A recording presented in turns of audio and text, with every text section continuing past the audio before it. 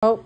Great in the mall. Everybody, on the line. Did we miss our part? It's only a couple minutes. Ang reaksyon ng ilang customer sa labas ng Hudson's Bay sa British Columbia nang marinig nila ang balitang mag-liquidate ng kumpanya sa Listen, we're gonna be there. maliban sa 6 na lokasyon sa Quebec at In this one. Ontario. I absolutely believe that online shopping has shifted the way shopping is overall, and we have to thank for that. We also have the internet to thank for that. Ang mag-asawang Camila at Mac-Francis Katikpak ang may-ari ng Katikpak Technology, isang kumpanya sa Calgary na nag-specialize sa online marketing.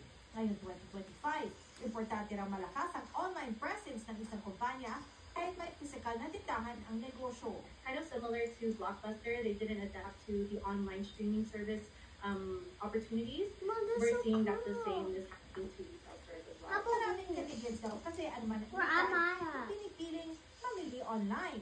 Maaari raw magresulta sa kakulangan ng mga customer pag may ang online presence ng isang kumpanya o di kaya wala silang social media presence. If you're not tapping into those markets, then you're gonna miss that opportunity. So that's the biggest disadvantage, is that those potential customers that you have essentially could be those people that you can serve. But if you're not fine, then you're gonna miss that opportunity. Pero hindi lang daw ang pagbabayad sa influencer marketing sa social media o pagtatayo ng e-commerce websites ang online marketing skills na nakikita ng asawa. Kasama na raw sa marketing plans ng marami ang artificial intelligence.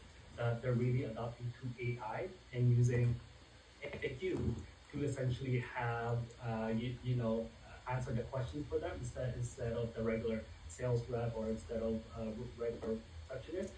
Karamihan sa mga kliyente ng Katikpak Technologies, mga Pilipino, di raw lahat bukas sa marketing sa social media. Or that they're gonna repetition, if that's a little bit of a pullback or a step back, then that's where we really have to kind of let them know that essentially, AI or going e-commerce is the way to go, because if you don't, then things like, like the Bay or Blockbuster, kind of like what Camille said, it fails. They adapt to the new environment. Tanasa Barara, Omni News, Vancouver. Sa aming pagbabalik. Cool!